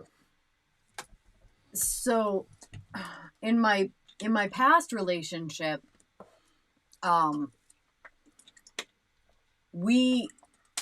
was a stay-at-home mom. I homeschooled my daughter, and he would work, but we were trying to make sure that we could pay off our house where he wasn't like completely just working his entire life away. So like I was the one that balanced the finances. Like I like worked coupons, like everything, like I was like a coupon queen to make it like everything, like, you know, and I did the work around the house to make the house function so he wouldn't have to work when he got home. I really did a lot.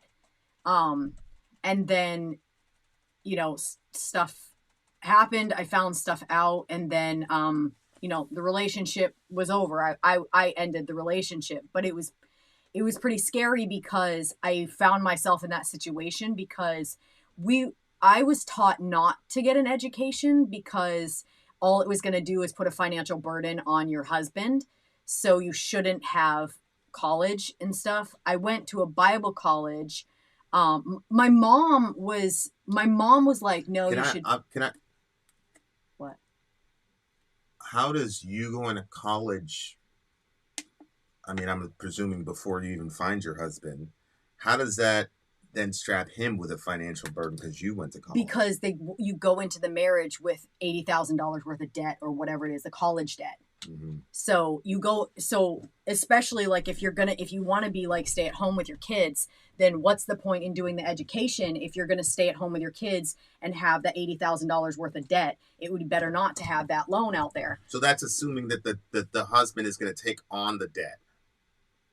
Well, yeah. I mean, it was a traditional role. I mean, I was looking for a traditional situation where I was going to stay at home with my kids. In this situation, though, like it appears that they had this concept of I have money here, you have money there. No, I don't. That's not what I got. It looked like to me because he was saying that like she had her own account and he determined when he would give her the money. Yeah, I didn't. What I understood from what she was saying is that he was in charge of all the money, and then he would give her a little stipend to go and do the groceries. So all the money that she was working for when they were doing those businesses, it went into one account, but his name was on that account, not hers. And I don't know what the laws are in their state. Like in the state that I was in, if you got divorced, what you came into the marriage with. She never had a bank account. Yeah, she said she never had a bank account. He had the bank account. And so he would give her the money from it. So now his name is on the bank account.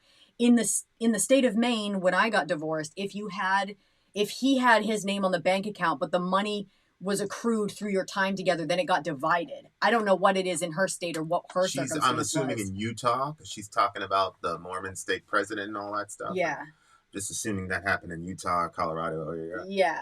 Okay. So anyway, I found myself in that situation because when the divorce happened, like he cut off all the money. He wasn't taking care of anything, literally nothing. And I had no education. I was like, okay, I guess that I'm going to have to go back to the grocery store and start like slicing cheese like I did as a teenager. I didn't have a plan because I hadn't anticipated that. Like I thought, you know, like once you got married, I was going to stick married, and I didn't, but there was certain things that I said one thing to him. I said, if you ever do, actually it was like two things, they were interconnected. I said, if you ever do any one of these things, like it's over. Like I will not stay in a relationship where this happens. And he did those plus more. And so I was like, okay, well then I'm leaving. And, I definitely understand what she's saying. And I felt the same way. Like I didn't have anything. Now I'm stuck with I didn't know what to do. It was a really, really, really, really stressful situation. And, you don't have the support if she came from a Mormon background. So they probably thought it was wrong that the divorce was happening. So then everybody like hands up it and just, she's in the situation completely herself. I definitely think it happens. Like I experienced a version of it. Honestly, if Vinny wasn't around when that happened, like, I don't even know what I would have done. Like, the thoughts that were entering my mind at that point of how am I gonna support my daughter and I, like, what am I gonna do? Like, it was crazy. Like, I really had no plan, and it was so, like, I don't know. Like, I'm not even really sure what questions you're asking for. I think what this girl is describing absolutely happens. And I think that the situation she's in is extremely difficult. At the same time, like, I don't want to be so, like, I'm not in the situation anymore. Like, the business that we have, Vinny put my name as the majority stakeholder. Like, that's not something that people usually do. And I didn't tell you had to do that, nor did I say the vehicle needs to be in my name. I was grateful that you did those things. And I'm not even sure really why. I don't, like. Well, we were not together when I got you the car. Right, but you paid for the most of it. Yeah, but, I mean.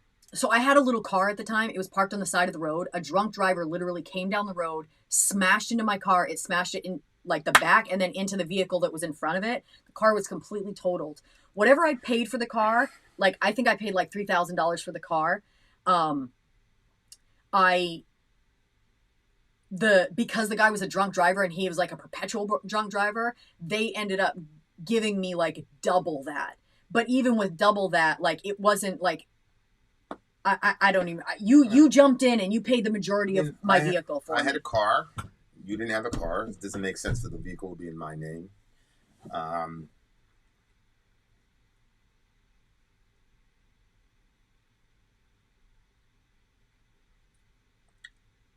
Yeah, I mean, all the things are in your name because, like, that's why I'm doing it. And, you know, like, I don't know. I got to be real with you guys. If I had a conversation with my daughters,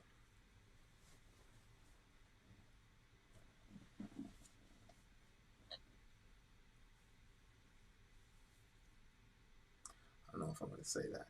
I'll say this. This is one of the things that happens when you don't limit yourself to the Bible. Because Mormonism has, they do not limit themselves to the Bible. It's the Bible, the Book of Mormon, Doctrine and Covenants, and Pearl of Great Price. It's called the Quad. And in all that is a whole bunch of extra shit that the Bible never says. I can show you guys. I'll answer your questions after help. I can show you guys really clearly. There's a scripture in the Bible, and it's the Proverbs 31 woman, and the Proverbs 31 woman is looked upon as the sort of pinnacle of femininity and what God desires for women. And so it's one of the most famous but least understood passages, I think, in the entire Bible. Yeah. So the story starts off with, you know, this is King Solomon, the wisest guy on the planet, and it's his mother teaching him.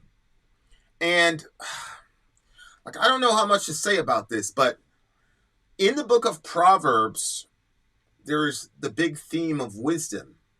And wisdom is personified in the feminine all throughout the book of Proverbs. And at the end of the book of Proverbs, it's basically saying, okay, so we had wisdom as a woman all throughout, and she was giving us all these proverbs and these wisdoms and whatever. But then in the final chapter of the book itself, you now have an actual woman who lives it out in the real world, and this is what it looks like, okay? The Proverbs 31 woman. So, an inspired utterance that his mother taught him, listen, my son, listen, son of my womb, listen, my son, the answer to my prayers, do not spend your strength on women or your vigor on those who ruin kings. She's specifically talking about the kind of woman who's just there for his money, etc., etc., etc. And then she says, this is the kind of woman you should go for. So what follows is what makes a woman fit for a king in the biblical worldview. Okay, that's the idea. Because Solomon is a king, and his mother, the queen mother, is explaining to him, this is what you should look for in a woman. A wife of noble character who can find. She is worth far more than rubies. Her husband has full confidence in her and lacks nothing of value. Now, the term confidence is a combination of two words. Con, which means with, and fide, which means faith. In other words, the woman that God wants you to have is a woman that you can have confidence in, a woman that you can put your faith in. Right from the beginning, her husband has full faith in her. I'm sorry, but in 2024, you don't have a bank account, you don't have XYZ. I can't put confidence in you that if something happened to me, that you'd be able to run the family. You see what I'm saying? So like the very structure that these people had with this woman doesn't fit the Bible. But again, if you do not limit yourself to the Bible, then dudes are going to put things in there that are going to benefit them and whatever. Anyway, she brings him good, not hard, and he lacks nothing of value. And we're going to see there's a real pertinent, practical application of that. She brings him good, not harm, all the days of her life. Now look, she selects wool and flax and works with eager hands. She is like the merchant ship bringing her food from afar. She gets up while it's still night, and she provides. Remember, the man is supposed to protect and provide, right? Those are the gender roles. The man is supposed to protect and provide. But look, she gets up while it's still night and provides for her family and portions for her female servants. This is a person who is economically in a really good situation, like this woman was. She's in an economic situation because she has people that can work for her. She considers a field and buys it. Mm-hmm. Out of her earnings, she plants a vineyard. She's a businesswoman. Mm-hmm. And notice it says, out of whose earnings? Her earnings. Yeah. She uses her own mind to consider the field, and she buys it. She's got the mind of a businesswoman. Her husband has faith in her. The family's completely dependent on her. But look, she's got a mind, and she is praised for her mind. The reason her husband has confidence in her is because she has demonstrated that she knows how to handle money, she's intelligent, and she's thoughtful. She cares about other people. She sets about her work vigorously. Her arms are strong for the task. There is no description of the Proverbs 31 woman's other parts of her body. Now, there are passages in the Bible where we're talking about the body, right? We're talking about, hey, your breasts are like this. You got a really nice, whatever. But in this passage, the only bodily feature that's functioned is her arms because she's strong. Okay? Mm-hmm. And remember, this woman is the fleshed out version of wisdom that Proverbs has been talking about from chapter 1 all the way to this chapter. So the pinnacle of it is female. This is why I said, when I was talking to my atheist friend, he said, no, that's not in there. And I'm like, it's right there. Mm-hmm. He couldn't believe it because he truly thought this sort of oppressive understanding of women is a biblical idea. I'm sorry, that's not true. She sees that her trading is profitable and her lamp does not go out at night. Yep. This girl is working from sun up to sundown. And she's doing work, and she's not satisfied with just considering the field. She's all over the place, okay? In her hand, she holds a distaff and grasps the spindle with her fingers. She opens her arms to the poor and extends her hand to the needy. The reason that we're glad that this woman is a small business owner, has multiple small businesses, is so that she has excess capital to help other people. Mm-hmm. And this is all being credited to her. Her husband is there, and I am sure if she was going to write something about her husband, it'd be wonderful. But right now we're talking about her. These are just her contributions, okay? She opens her arms to the poor and needy. She extends her hands to the needy. When it snows, she has no fear for her household, for all of them are clothed in scarlet. So she's a pre-planner. Look, the elements are things that we cannot control. So she controls what she can control, which is, okay, we can't control the elements, but I can control that you're dressed right. And when you're dressed right, I'm going to make sure you look a little fresh. So that's why you're clothed in scarlet. Okay? She makes coverings for her bed. She's clothed in fine linen and purple. There's not a problem, ladies. You get a little excess money. There's nothing wrong with that, okay? Look, her husband is respected at the city gates where he takes his seats among the elders in the land. And the context of this is very obvious. He is honored because she is such a pillar of the community that he kind of shines in her light. You know, it's kind of like a Beyonce or a Vin and Sori type of situation. Okay? She makes linen garments and sells them and supplies a merchant with sashes. This woman has multiple businesses. She's clothed with strength and dignity. The term is strength and honor, SHL. It means strength and honor. And it's what you would say about warriors, but that's applied to her. She watches over the affairs of the household, does not eat the bread of idleness. She's not lazy. Her children arise and called her blessed. Her husband also. He says, many women do noble things, but you surpass them all. Notice how not insecure she is. Her husband first gives props to the other women. They're great. This woman is so secure that she can endure her husband giving props to other women, but then the husband is like, you surpass them all. So what this woman described her experience as being, I'm sorry that she went through that, but this is what happens when you don't limit yourself to the Bible. And all I would say is, I'm sorry, but on the other side, I've been in the secular world too, and there's been a lot of feminist men that have done a lot of horrible shit and said, hey, we're both equal, so it is what it is. I've seen a lot of secular dudes abandon women in horrible situations. I've heard about, we know the secular dude that's going to drive the girl to the abortion clinic and stay in that fucking car until that baby's dead. That's a story too. I wonder if that black lady's going to tell us that story. Because I've heard those stories. I've tried with those girls too. I don't know if the black lady wants to tell the story about the girl that I met that was sex trafficked, that had a baby that she wanted, but her nice boyfriend pimp was driving her to the abortion clinic and make sure she killed that child. So, like, all the propaganda bullshit at the end, like, I don't give a fuck about that shit. What I do care about, though, is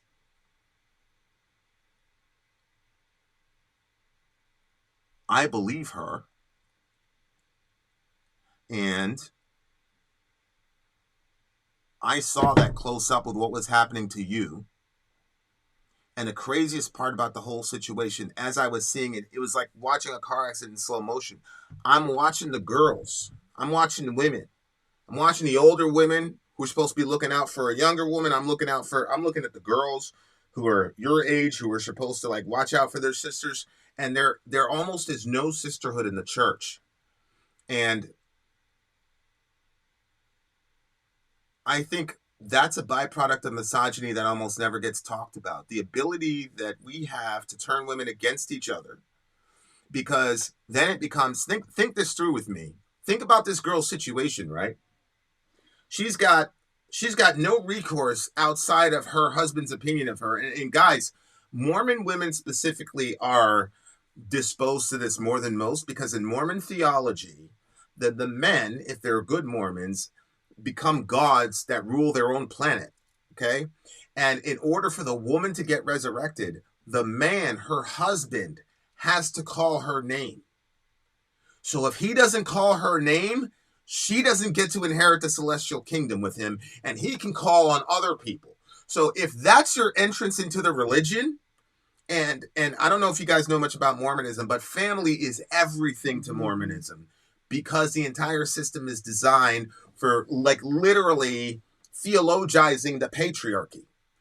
Jesus said that there would not be marriage in the kingdom anymore, right? So gender roles, who knows what that's going to look like? But in Mormonism, that shit is still there, right? So you're already accepting a religion that says that your ultimate spiritual position is contingent on how your husband feels about you. So if that's the case for the ultimate, what do you think is going to happen when we're talking about money and things of that nature, right? So some of this is, you have to understand Mormonism. It has a very specific understanding of how this works. It's not just wives submit to your husbands so that, you can make a marriage work. It is If you don't, and he doesn't like you, cool. You'll be in the grave forever, and he will resurrect all these other women, and they'll have endless sexual sex, and he'll forget about you. Okay? So you got to understand that this is not what we're talking about in biblical Christianity here. This is something else. But my point is, if you're in a situation where your entire being and your children's being is contingent on your husband's opinion of you and your desirability, then who's your number one enemy? Your number one enemy are not the men who created that system. In your mind, the number one enemy are the women who could threaten your position. And so you're gonna turn into a crazy misogynist to protect yourself and your children. And so the only thing that like really made me cringe about this woman's testimony is that it's so extreme that it's going to give men, evangelical or oppressive men, the ability to just completely wave it off because we're not that extreme. And I think that would be unwise. Like, as she was talking about this is this in his name, and I thought to myself, well, that's in Sori's. And I knew you were going to tell everybody, oh, he put my, whatever. It's like, yeah.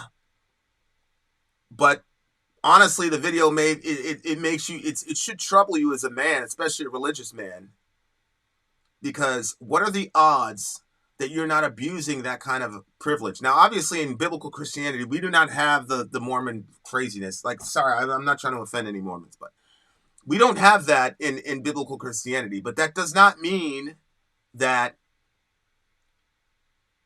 there's a clear power differential in these structures.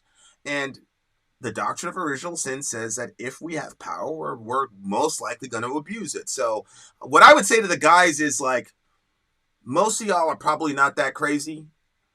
And some of this, ladies, is you got to have some perspective, okay? Because the vast majority of men will tell you that in the divorce proceedings, the bias is toward the woman, and in child support proceedings, the bias is almost always toward the woman, okay? So we got to be real here, because we don't want to invalidate those dudes' issues as well, because it's not going to resonate. She's in a very particular situation in a very particular group of people, and because that guy had access to all the capital, he was able to get the best lawyers money can buy. I understand. And we also know that the cultural biases in a divorce, let me tell you something. The cultural biases of where you are absolutely factors in, even into your own representation. Yep. Okay? So I know there's a lot of people like, yo, how could she, that's not true. There's no way, blah, blah, blah. Women usually win the alimony cases. Yeah, they usually do. But when you're playing with $250,000 and things of that nature, and he's got the capital and she doesn't, I absolutely can see a situation where it's basically, listen, lady, you should just be happy to have your kids. Honestly. I'm sure that's how the opposing counsel spoke to her. So, like, the thing with me is, like, that situation is so extreme. That situation is so extreme that, like, I'm afraid that dudes are gonna watch that and just completely wave it off as, like, no way that could happen. Or say, that's so extreme that I'm not like that at all, and it'll make you feel good, when in reality, she's talking about an 11 of fucked upness, and we are at like a 7 or an 8, right? And so, that's kind of my perspective on it.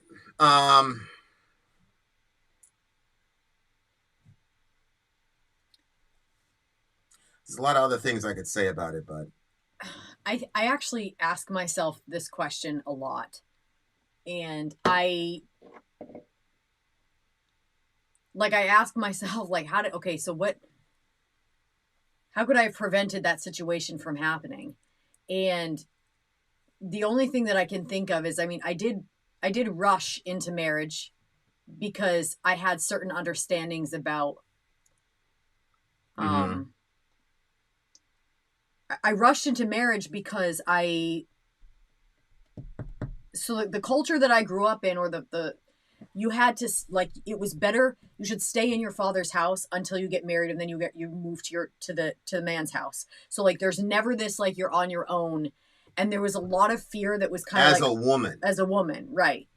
There's a lot of fear that was kind of poured into that. Like if you, and I experienced a lot of negative male attention that I didn't want everywhere that I would go at my jobs or whatever. And so it fed into this, like I had a certain persona and you wouldn't have known that I was fearful, but inside I was very scared because I was like, okay, like you cannot trust these men and you can't trust, like, you know, like if you go out and you see like an older woman, like she's probably going to be able to help you out more, like as far as perspective and stuff than somebody that's in their 20s. But with men, it was the opposite. It wasn't like they're safer if they're older. It's like they're probably dirtier if they're older is what my experience had been. And, you know, after, you know, being stalked and people just weird things like happening, I was like, okay, whatever is being said is probably true. And so like I was fed the idea that if you get out on your own, like somebody's probably going to follow you to your apartment. They're going to realize that you're only by yourself or that you only have a female roommate and they're going to come in and you're going to get raped. It's going to be this horrible situation.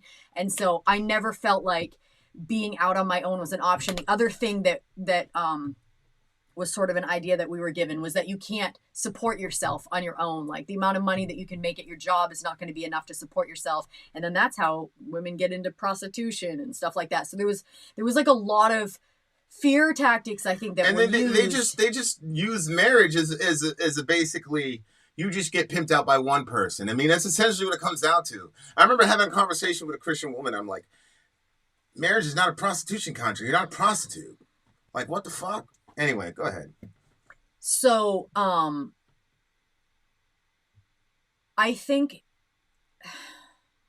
so when I think back on the situation, I do ask myself, like, what could I have done differently? What would I have done differently? I don't think that the end result ends up being any different than it was, only because of the experiences that I had and the understanding of life that I had been given. So I don't see myself making any other choices but that.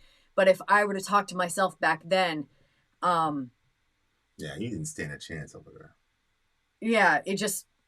And you never. When I met you, you were at complete war with all that shit. You never really accepted any of that shit. I didn't, but I didn't really think that there was a way necessarily out of it. Like I was surprised. This is gonna sound crazy, but Vinny and I, when we went to NAMM, actually, I was surprised that there was like a world out there. I know it sounds crazy. It makes me emotional to think about it.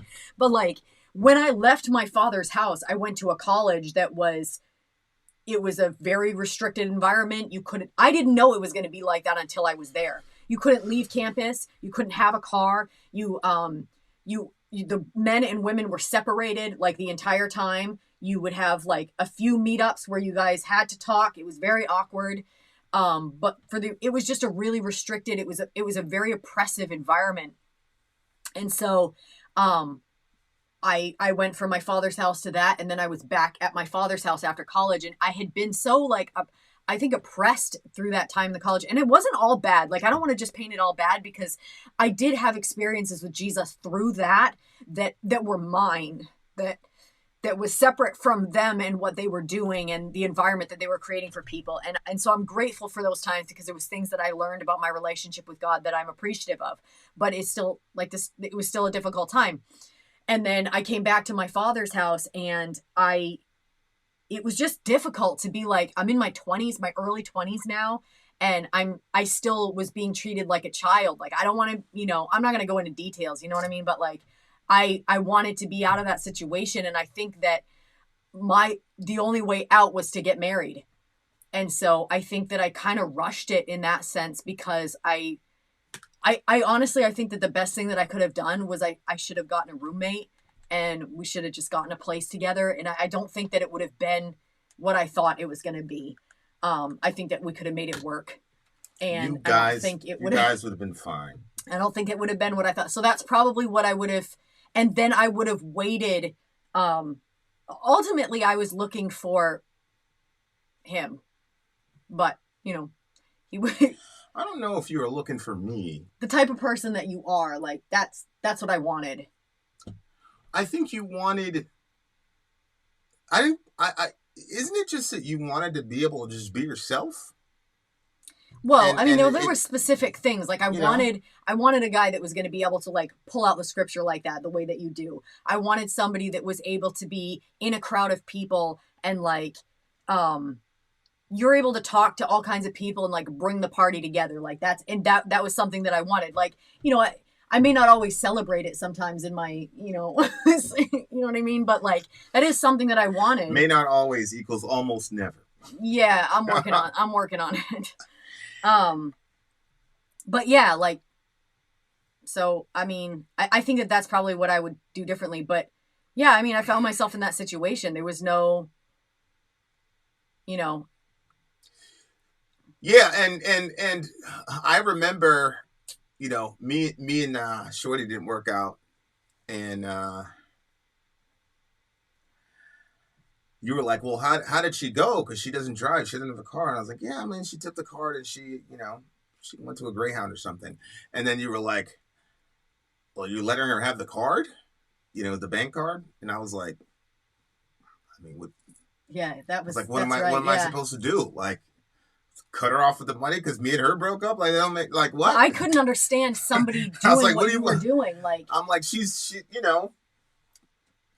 I don't know where she is. She's out, like, we're married. Like, you still have obligations to protect and take care of people, regardless of whether they, you know what I'm saying? Especially a woman out in the world by herself in a not, mentally, she wasn't in that situation because she was a woman. She was in that situation because mentally she had some issues, which now she's got her chemicals straight and she's doing great now. She's thriving. But at the time, it's like, I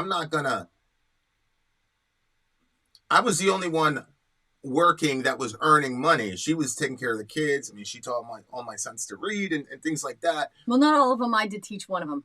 Give it to me. Yeah.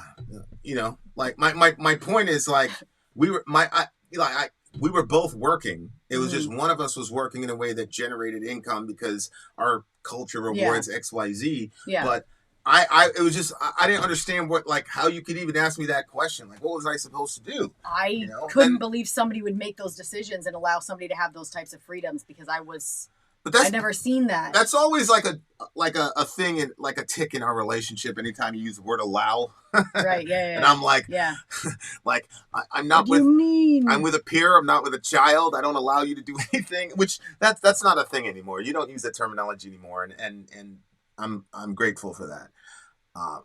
But yeah, I mean, listening to the story, I'm like,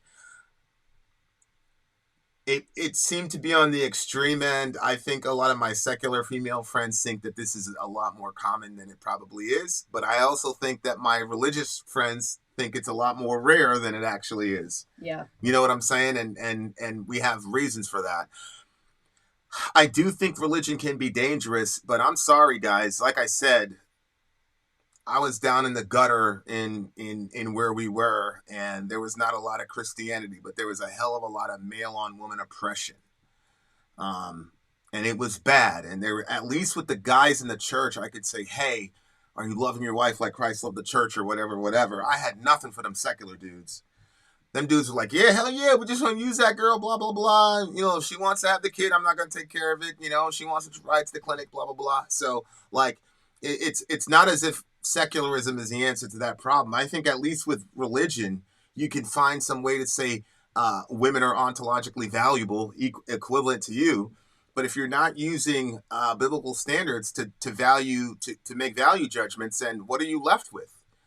This whole manosphere thing with these sociopathic dudes running around telling other dudes to disrespect and dishonor women, these are all secularists. As a matter of fact, I would challenge you guys to watch the Michael Knowles, Pearl Davis discussion about marriage, where Michael Knowles, who is the hardcore conservative Catholic, is pushing for marriage, and she's talking about prenups, and he's like, no. And she's talking about DNA tests for childbearing, and he's like, you're calling my wife a whore. No. And no, we're not going to do a prenup. If the marriage dissolves, I'm duty bound to take care of her. Like, his religion is motivating him to treat his wife in a really, really good way. Conversely, Pearl, who characterizes what the Bible tells men to do in their marriages. She characterizes that as simping and being weak. So I think that we've got to think really deeply about this discussion, because all this manosphere bullshit are secular dudes. It's secular dudes coming out of the closet and saying, listen, this idea that sex has to have some sort of transcendent value and I'm looking at you as a person that's beyond your body. No, we know science. All that's there is material. You're here for my pleasure. I'm here for 40, 50, 60 spins around the earth. I'm going to get as much pleasure as I want. And I'm sorry, there's nothing within secularism that can stop that ideology and change that behavior. That woman, if you end up with a dude like that, it's over. You have no shot. If you end up with somebody who has a higher court of arbitration, at least you have a shot where other people can come around and say, hey, what are you doing? Mm-hmm. I'm always going to say this. We don't have a religion problem and we don't have a secularism problem. We have a human nature problem. Mm-hmm. And here's the math. Anytime human beings have power over other human beings, it is going to be abused. We see this with women and babies. You have the power over the child, so now you're going to determine to get rid of that person's life. So it doesn't matter. The secularists, the religious people, it's a human nature issue. I think that, I'm not deflecting anything. This is my honest view. And some of this hell has to do with the fact that I was counseling these people. Like she can tell you, I've witnessed this. And I've witnessed crazy shit happen in Christian marriages, but you can't even get secular dudes to marry a girl. They won't even marry a girl, because that takes commitment and things of that nature. So I'm saying it as a person who's critical of both sides, and my understanding of this is just it is anytime you have an environment where one group of human beings have power and influence over other, it is going to be abuse. Period. Full stop. And because I have that assumption, when I look at a video like that, I cannot say there's nothing of me in there. There's things I can point to and I can say, well, I made the business in her name and I put the car in her name and I blah, blah, blah, blah, blah, blah, blah. And fine, that's great. But I think Miss Mudd asked a question. She said, in these marriages, how do they do with the housework and the child rearing? And I'm like, well, I do a pretty good job as far as getting these kids and talking to them and walking them through stuff, but practical shit like diaper changing or I'm doing pretty good about cleaning up the bathroom now, things like that. It's like, oh, you fall short there. Okay, then hang out there, right? Mm-hmm. Just because this woman is talking about really crazy shit, then you get to go, oh, I'm not like that, so I'm good. Well, challenge yourself. Mm-hmm. I'm just saying to the guys, just challenge yourself a little bit and say, okay, you may not be like that guy, but where are you like that guy at all? And, and then ask the women around you, like Miss Mudd is saying, or have those, you got to have those conversations. I think what's happening right now is that, first of all, I'm glad to see a video like this because I understand the trad wife thing. I looked at the trad wife thing as a sort of like a pendulum swing type of thing. And I think that young people are disposed to idealism. And so, especially on social media. Well, it's not like us. You guys are really into our life. I mean, people have heard us fight before, blah, blah, blah, blah, blah, blah. But a lot of these social media creators are very, very good at curating their image, right? And so I look at the trad wife phenomena and I'm watching it and I'm like, these girls make it look like everything is perfect over there. There isn't any negative fallout in that situation. Yeah. And I think it's important for stories like this to get told, even if they might be a little extreme, even if you might think they're extreme. I think that's extreme, but we don't know, right? So I think it's important that videos like that go, and I hope this video is viral, just so that girls can have a more realistic understanding. Ladies, you're going into a relationship with a man, you're in the Western world, 9 times out of 10, he's going to have some sort of advantage over you, financially or emotionally or otherwise. He is. And so one of the things I think you can take away from this as a female is be very careful in the vetting process. Yeah. How does he talk about his mother? How does he talk about women in general? How does he deal with his female coworkers? How does he deal when females have authority over him? Like, I knew a guy, and he ended up cheating on doing all types of dumb shit and blah, blah, blah. And we were working together for a little bit, and there was a female manager, and he hated her. And it was this big thing, like, oh, she's got a terrible reputation, blah, blah, blah, blah. She's mean. I'm like, oh, man, this was going to be... She was fine. It was just, she was a woman telling us what to do, right?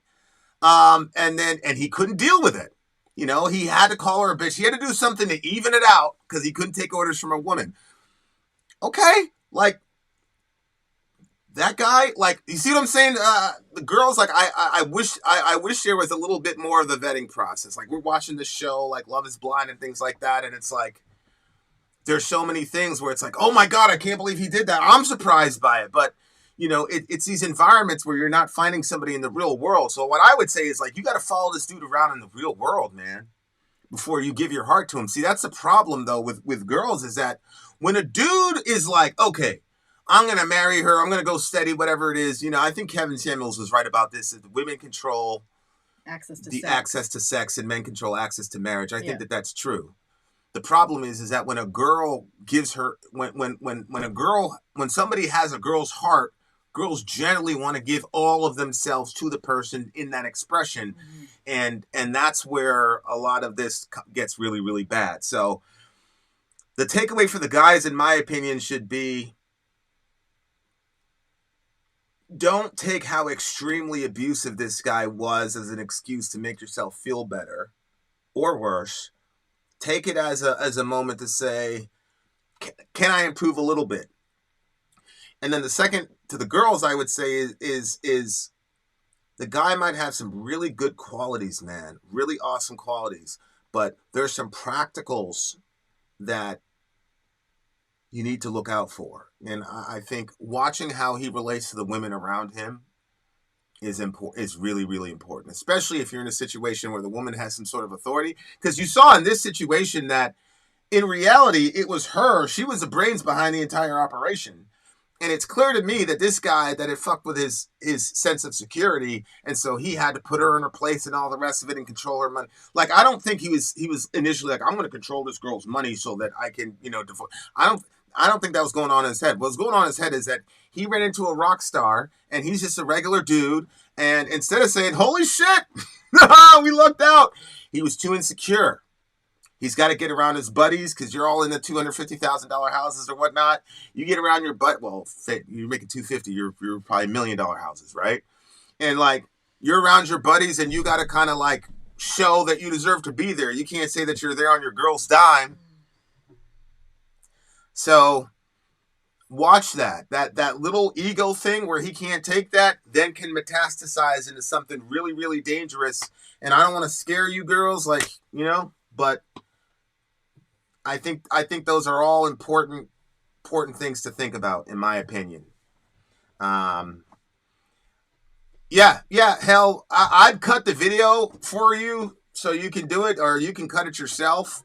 But I just think, to the guys, man, like, I've been very, very, very concerned about this manosphere stuff.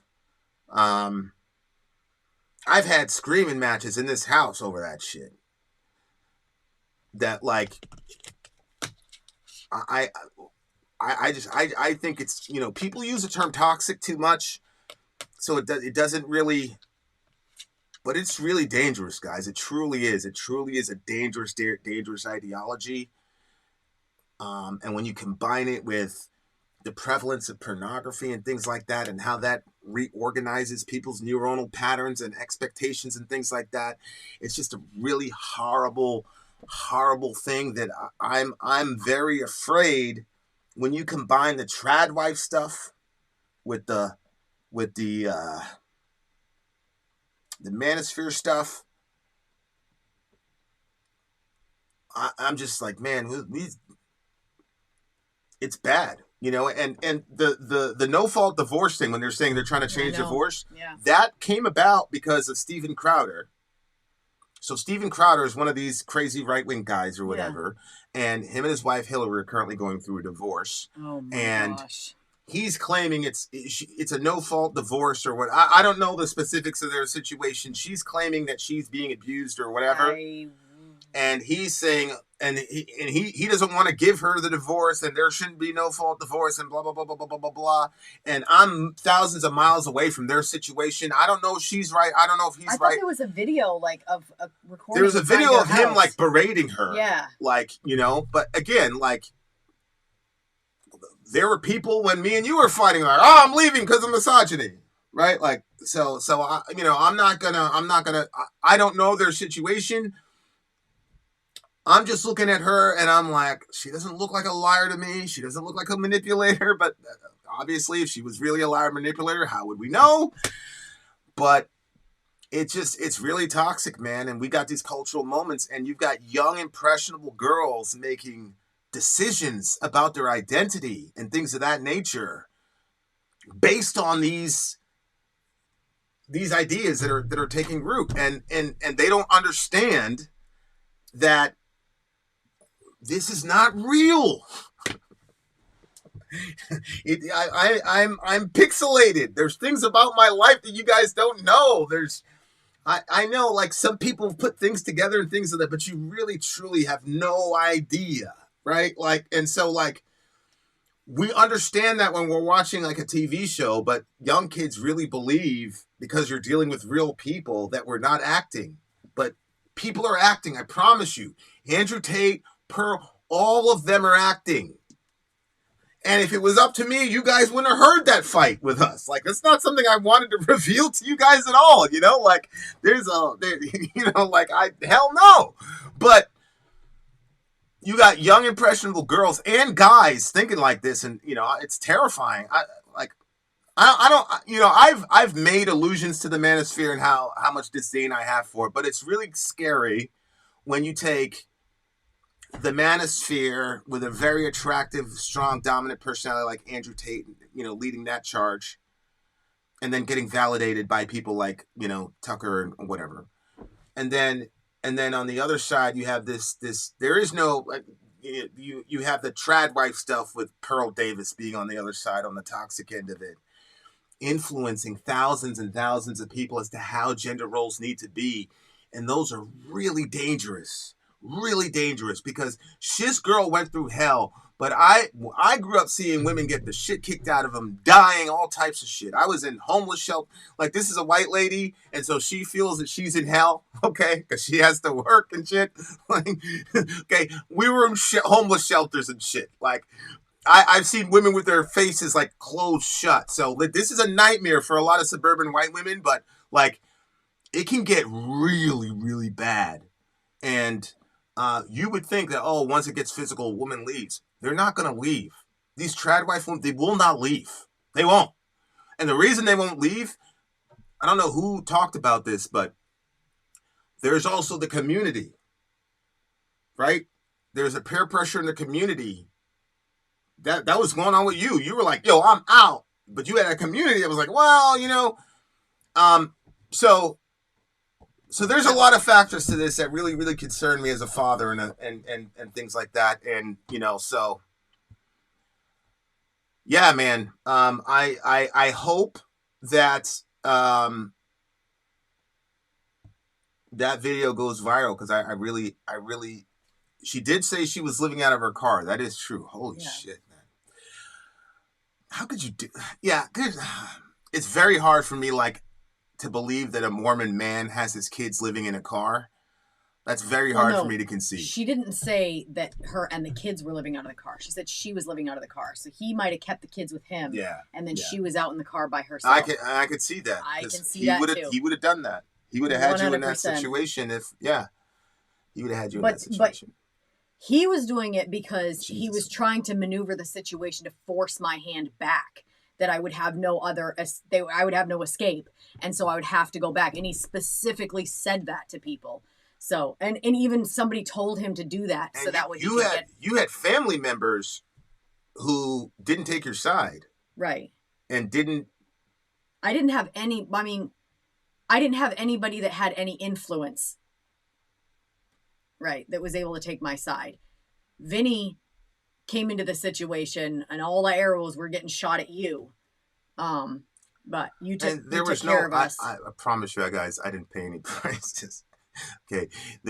They were doing a lot of this. Nobody would ever come to my face and say anything. So like, I didn't pay any price for that, to be honest with you. To her, it's significant because that's how she came up. To me, it's like, nobody's shooting at me, I'm good. You know what I'm saying? Because I grew up seeing that happen to my mom. So I just didn't give a fuck. I didn't care about their opinions. I didn't care about anything. I just not going to let that happen in my folks. Period. End of story. Just not going to let that happen in my folks. Period. But like I always used to say, like, what are we going to tell girls? We can't say find a VIN. I know. That's not and the that's the solution. thing, right? Like, and that's why, like, I don't want to be perceived here as a I did not come in as a savior for her. Like, you know, I probably would have at least one less child were it not for her. So there was a lot of mutuality, a lot of help on both sides. I was not a giant savior. I didn't do anything particularly gigantic. I've done some badass crazy things in my life that I guarantee you nobody you know has ever done. But that wasn't. I mean, it was a big deal to me because you were not related to me. We shared no blood, and you came through more than my blood. And like, you were literally the only one, you know, like my mom she was really, you know, she was there for me, but she didn't have a lot of influence. Your mom was in a similar situation. Like, That's I don't want to get into. Like, I don't want to get it. That's why I said I don't want to. influence. I don't want to get into like particulars because that's not our story to tell. But that's what I'm saying. Your mother supported you the best she possibly could. That's what I'm saying. Like, she, you know, that's why I said people of influence. Like, you know, it was. See, so man, that's my brother. Almost exact same situation. Exactly. And he did the same thing. It's another black man, see? So there are decent dudes in the world. There are decent dudes in the world. There are a couple good ones, but you know, for the rest of us, there are some decent ones that'll do like the minimum requirement. Because for me, at the end of the day, you see somebody in trouble and they're supposed to be your friend. And for me, like, I don't do like the fam blah blah blah thing, but like the first day I met you, like it was over with. I would have died and killed for you regardless for just because it was you. And like you, like we, like it was like I'd have done anything for you from the moment I met you, because like you're the only one that took this shit as serious as I did to me. Like it was like a David and Jonathan kind of moment. Mm-hmm. So you know, and you know, you kind of know how I am. Like if you're in that little circle, like I'll do anything. You know what I'm saying? That's just my own personal. So like, and that means I will literally do anything. So money, and she knows with me, like money is nothing to me. It's like it's a flaw. So I mean, you know, that's what I'm saying. Like don't make a bigger deal out of that than it is. I just think that with girls, I really think you should take your time. Even if he's a great guy, you don't have to give him your whole. Yeah, and the other thing you know too what I is, say when I'm talking about inside, you don't have to give all that away immediately. Like make him earn those things after a while. Not because like he's beneath you or whatever, but because we have shown for 10,000 years of world history that we're going to fucking abuse the power, okay? So we have to prove that we are the exception enough of that rule to be worthy of living with you. Like, that's how I look at it. Like, but it's not going to come out the right way, but that's the way I look at it. Another weird thing, too, is, like, I think one of the things that I did is I always wanted, like, you know, the happily ever after Disney sort of concept of romanticism, whatever. So I would on purpose overlook red flags because any red flags takes away from the story. And so I overlooked things. I covered things over. I look back now sometimes and I think of, you know, a conversation specifically with his mother where he said, what would you do if he did X, Y, and Z things? She was absolutely saying how he was going to be. And I said, well, I don't think we have to worry about that because he's not that type of person. Because I was looking at, it wasn't that I had like my eyes completely blinded. I just always was thinking you have to say the best answer. And I thought the best answer is to not just shit talk her son to her face. So I was like, no, we're probably not going to have that problem. And she just looked at me. She looked at her husband. And then they were like, okay, this is good. She's going to go along with this. And, it's that Twilight Zone shit. yeah. That's why, like, weird. sometimes, like, to this day, I'm like, where are we? Like, am I, like, some crazy person? But, like, she's, like, hiding. You know what I'm saying? Because you did it the other thing. So I'm like, yeah, you know? Mm-hmm. So, I don't know. But, yeah, anyway, there you go, guys. That was a little bit of a bonus, I guess. Copy and paste with that. Do what you will. You know, it is what it is. And that's why sometimes we do have these, you know, charity streams or what we do with March Madness and things like that. Yeah. You know, little thing we can do to try to help our people. If the village is really our people, then we're going to do our best to help. Also, a big reason why, you know, like we want reform when it comes to, you know, Medicare for all, and we want better support there for moms and for kids. And, you know, like our goals and our hopes and our dreams, like, I'm never going to stop praying that our business doesn't take off to the point where we can open a factory and we can hire people and we can give people fair pay, like more than fair pay. More than fair. Yeah, we were both saying the same thing. Yeah, specifically women. Yeah, and, you know, like just really setting up people and setting up families to like where the business is not for us, but the business is for what we're called to do, which is bless the nations and stuff. So that's like, whenever I hear those situations, I'm like, oh, okay, God, please, like, you got to push this thing forward because I want to see this for people. And I want to be able to like liberate people. And I do think that, there's a certain level of security too, that men can get if women are financially liberated, because 100%. How can you know if the woman is really there because she wants to be there, or if she's there because she can't leave? 100%. So, you know, like, it's the best of all possible worlds. If she's got like Jay-Z and Beyonce, I believe they really love each other. Mm-hmm. You know, they both have fuck you money, you know, Mm-hmm. but like, and if you're a dude, like really the girl you're going to keep her with you with a finance, like what? Yeah. Yeah. She's not a prostitute. Yeah. Anyway. And like, who wants it for their dog? Anyway, I'm out. Anyway. All right, guys. Much love to all you beautiful people.